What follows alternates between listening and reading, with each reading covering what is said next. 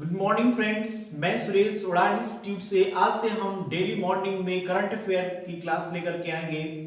Initially हम क्या करेंगे, इसे वीडियोस को अपलोड करेंगे, लेकिन जैसे जैसे हमारे चैनल से ज़्यादा लोग जुड़ते चले जाएंगे हम लाइव आने का प्रयास करेंगे। हम जल्दी से जल्दी लाइव आए, इसलिए हमारे चैनल को लाइक करें, सब्सक्राइब करें और शेयर करें प्लीज़। आज मैंने कुछ पॉइंट्स रखे हैं, उनमें से हम first of all environment day, अभी जो लास्ट डे सेलिब्रेट किया गया उसके बारे में डिस्कस करना चाहेंगे।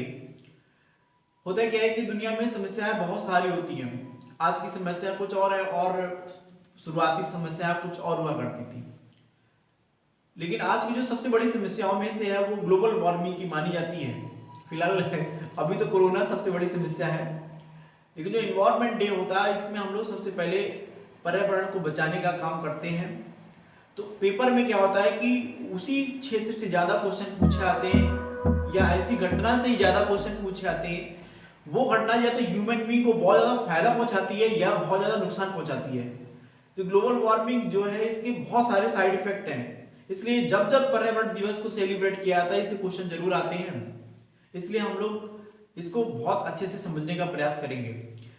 2020 का जो पर्यावरण दिवस मनाया गया, इसका जो थीम था बायोडाइवर्सिटी मीन्स जैव विविधता रखा गया। थीम से बहुत सारे क्वेश्चन आते हैं, तो याद रखिएगा आप लोग 2020 का जो पर्यावरण दिवस हम लोगों ने मनाया उसका थीम का रखा गया, तो आंसर इसका हो जाएगा जैव विविधता। इंग्लिश में कहते हैं बायोडाइवर्सिटी कह सकते हैं हम लोग। इसके पहले 2019 में जब चाइना ने इसकी मेजबानी की थी 2019 के पर्यावरण दिवस की, तो उसकी जो थीम थी एयर पॉल्यूशन रखी गई थी। जबकि 2018 की जो मेजबानी थी पर्यावरण दिवस की वो अपने भारत देश ने की थी, उसकी जो थीम थी बीट प्लास्टिक पॉल्यूशन रखी गई थी। तो इस तरीके से आप लोग ध्यान रखना, थीम से क्वेश्चन बहुत सारे आते हैं। तो थीम पे अगर क्वेश्चन आएगा तो बताइए हमको लास्ट में कि 2020 पर्यावरण दिवस का थीम क्या था, तो आंसर क्या हो जाएगा, बायोडाइवर्सिटी हो जाएगा। चलिए देखते हैं इसके कुछ पॉइंट्स और हम लोग डिस्कस करना चाहेंगे। जो पर्यावरण दिवस के बारे में अगर और विस्तार से डिस्कस करें तो 1972 में संयुक्त राष्ट्र मानव पर्यावरण पर आयोजित स्टॉकहोम कन्वेंशन के दौरान 5 जून को पर्यावरण दिवस के रूप में पहचान दी थी। 1974 में यूएसए के स्पोकेन शहर में पहली बार विश्व पर्यावरण दिवस मनाया गया, जिसका नारा ओनली वन अर्थ था। इट्स वेरी इंपॉर्टेंट क्वेश्चन, बहुत अच्छे से ध्यान रखना इसको। 1974 से हर साल विश्व पर्यावरण दिवस का आयोजन किया जा रहा है, अभी भी हो रहा है। विश्व पर्यावरण दिवस 2020 के इवेंट की मेजबानी किसने की, ये भी बहुत ज्यादा इंपॉर्टेंट क्वेश्चन है। ऐसे पेपर में आने के चांस रहेंगे कि 2020 पर्यावरण दिवस इवेंट की मेजबानी किसने की। मेजबानी से तात्पर्य होता है ऐसा देश जिस देश में ये इवेंट्स हो रहा है। 2020 की मेजबानी कोलंबिया और जर्मनी साथ मिलकर किए।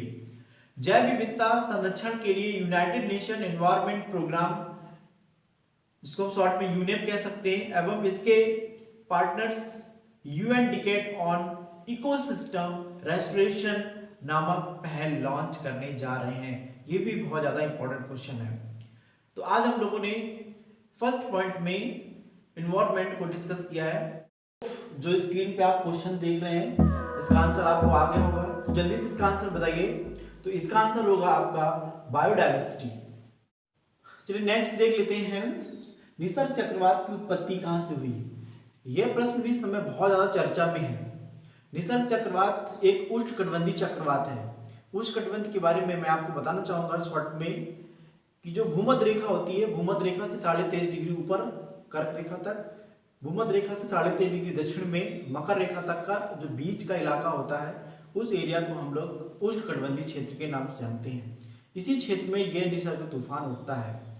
भारतीय मौसम विज्ञान विभाग के अनुसार अरब सागर के ऊपर बने निम्न दाब वाले क्षेत्र के डीप डिप्रेशन में तीव्रता के कारण इस निसर्ग चक्रवात का निर्माण हुआ है। ये क्वेश्चन बहुत ज्यादा इंपॉर्टेंट, इसको आप ध्यान रखिएगा।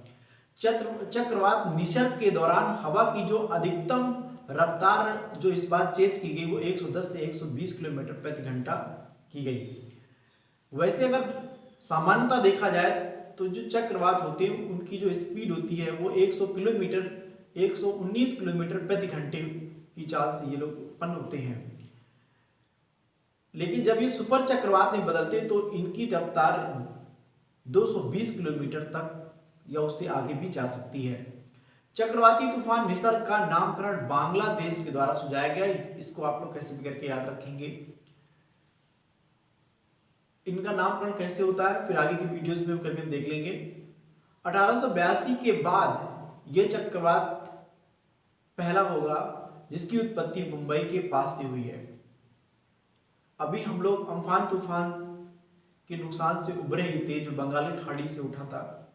उसी कुछ दिन बाद हम लोगों ने ये निसर्ग नाम का तूफान देखा। ये बहुत ही कष्टदायी होते हैं और बहुत ही जन और धन से हानि होती है। तो अब हम लोगों ने इसको समझ लिया है। अब जो इस पे क्वेश्चन दिया हुआ है इसका आंसर हमको बताइए। तो इसका आंसर कहां से इसकी उत्पत्ति हुई है? तो इसकी उत्पत्ति होगी अरब सागर से। आज फर्स्ट डे था इसलिए हम लोगों ने 2 बिंदुओं पर डिस्कशन किया। नेक्स्ट टर्न से हम लोग मिनिमम 10 पॉइंट्स डिस्कस करेंगे। हमारी इस करंट अफेयर की सीरीज से अगर आप जुड़ना चाहते हैं तो हमारे चैनल को सब्सक्राइब करें।